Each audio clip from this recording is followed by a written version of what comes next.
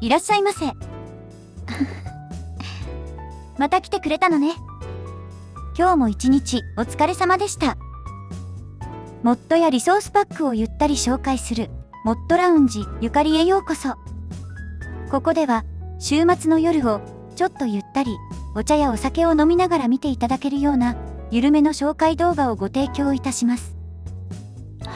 今日はマインクラフトのバイオームを大幅に刷新し、よりリアルな世界へと変貌させるモッドたちを公式情報を交えつつご紹介します。それでは早速始めましょう。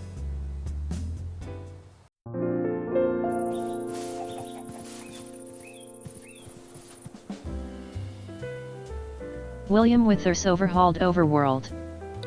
バニラのバイオームを刷新し、よりリアルで没入感のある環境へと高めてくれるワールド生成系モッドです。見慣れたバイオームに別れを告げ、様々な地形と冒険に満ちた世界へ旅立ちましょう。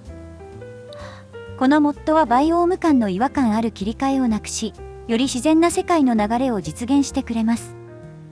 そして、バニラのブロックのみを使用しているため、サーバーにモッドを導入するだけで余計な手間もかかりません。それではバニラからどのように変貌したのかをじっくり見ていくこととしましょう。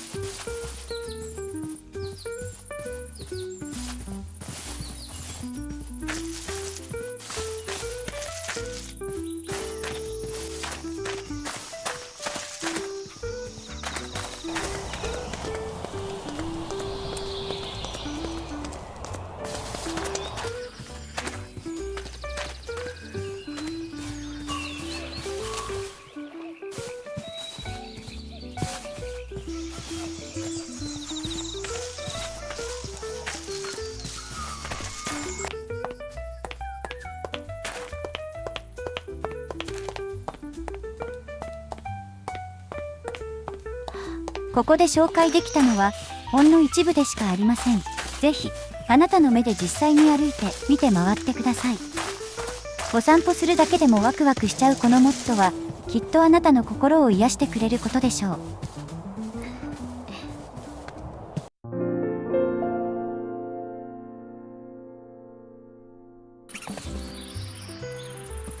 William Withers expanded Ecosphere。240近くの新しいバイオームを追加し、すべてのバニラバイオームをよりリアルで雰囲気のある世界へと再構築するワールド生成系モッドです。このモッドもバニラブロックのみを使用しているため、もし不要になって削除しても何の問題もありません。一見新しいブロックに見えるものもありますが、実際には色が変わっているだけです。すべてのバイオームを紹介することはできませんが、ちょっと気になったバイオームを紹介していきたいと思います。動画制作時点では日本語化されていませんが、今回日本語化リソースパックを作成しましたので、適用した状態でお届けします。それでは始めましょう。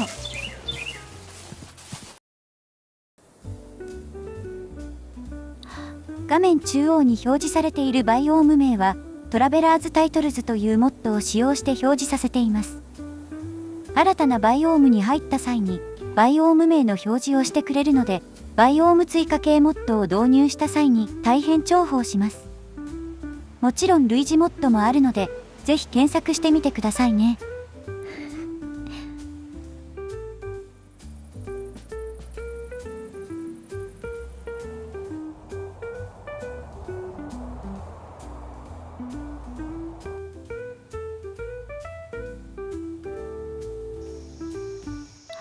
このランタンの川はちょっと特殊で、フロッグライトとランタンが川も上空に浮かんでいます。夜間はとっても幻想的です。せっかくなので夜景も見てみましょう。水面反射が有効なシェーダーを導入することにより、フロッグライトとランタン照明が川面に反射し、幻想的な光景を演出しています。ブロックライトのブルームもいい仕事をしています。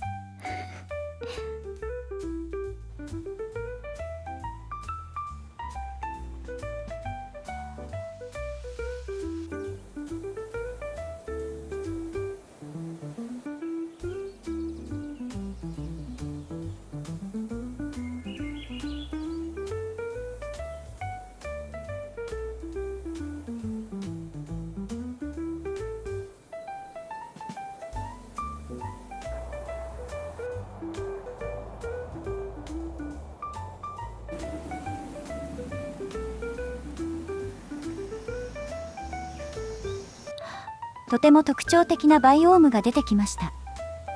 実際にマダガスカル西部にあるユネスコ世界遺産にも登録された自然保護区をモチーフにしているようです。最大の特徴はツィンギと呼ばれる鋭い石灰岩の岩山で、まるでナイフの刃が何本も並んだような独特の地形が広がっています。マインクラフト内では凝灰岩で再現されています。ここも特徴的ですね。安山岩を大量に集めたいときにとても重宝しそうです。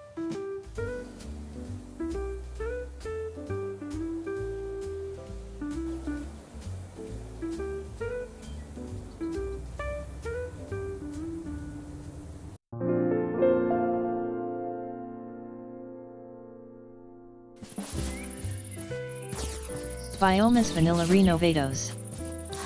バニラの木々をより自然な形にデザインし直し、大きな岩や池などの新しい要素を追加するモッドです。小さな変更ですが、木の形状が変わるとガラリと雰囲気が変わりますね。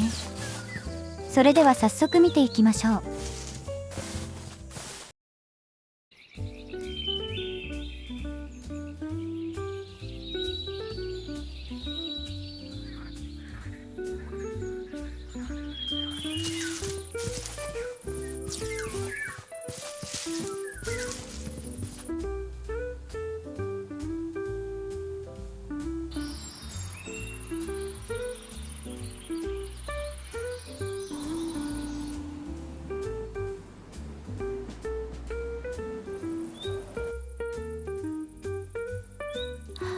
とても小粒なモッドですが、さりげなく雰囲気を変えたい場合にいいかもしれませんね。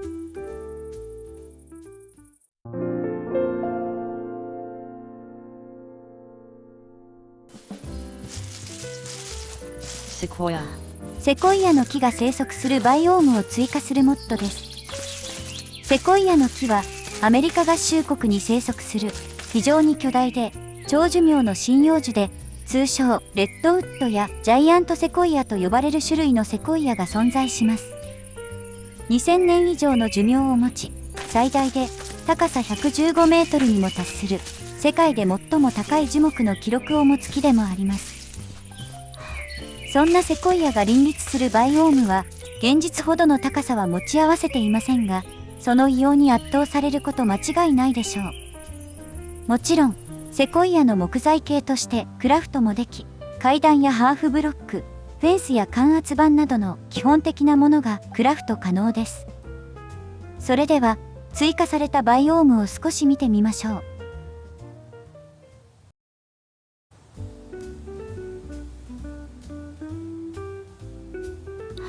頭皮の森より温かみがある感じがして、ここにログハウスでも建てたくなってきました。セコイアの家具類などが追加されるとさらに素敵になりそうですね。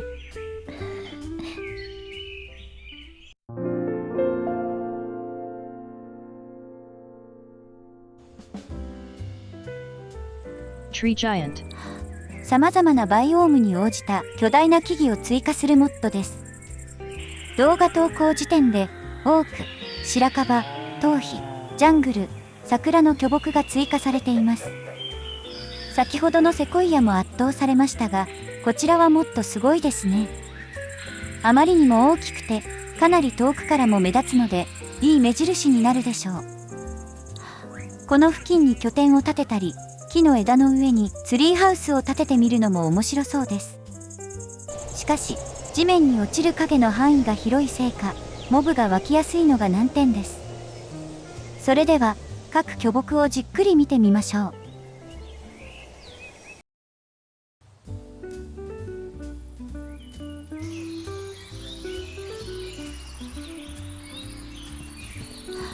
多くは内部がほんの少し空洞になっていて、ちょっと狭いですが、一時的な避難所として使用できそうです。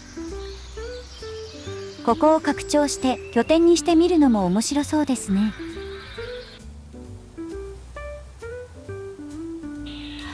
白樺は幹が細く、内部には何もありませんが、木を構成するブロックが特殊で、通常の白樺素材以外に、キノコの絵、骨ブロック、鮮緑岩などの白色系ブロックや苔、色付きガラス、グローベリーのつるなどの緑色系ブロックで構成されているのが特徴です。夜間はグローベリーが光ってちょっと幻想的ですね。頭皮は通常の頭皮が正当進化した感じです。通常の頭皮と馴染んでいて景観を損なっていないところもいいですね。大きなもみの木のようで、これにいろいろ飾り付けをしてみても楽しそうです。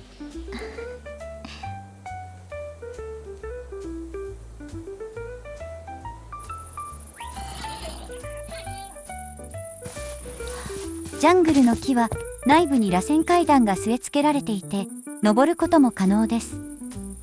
このモッドの中で一番の巨木で、かなり遠くからでもその存在を主張しています。木の葉が作り出す影が濃く、地表にはモブが湧くこともありますので、湧きつぶしは念入りにしてください。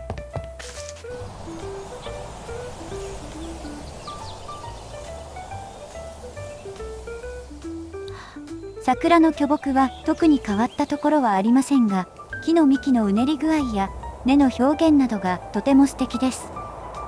夜桜も美しく、フォトンシェーダーズやアストラレックスシェーダーズでお花見をしてみましたが、どちらも大変趣がありました。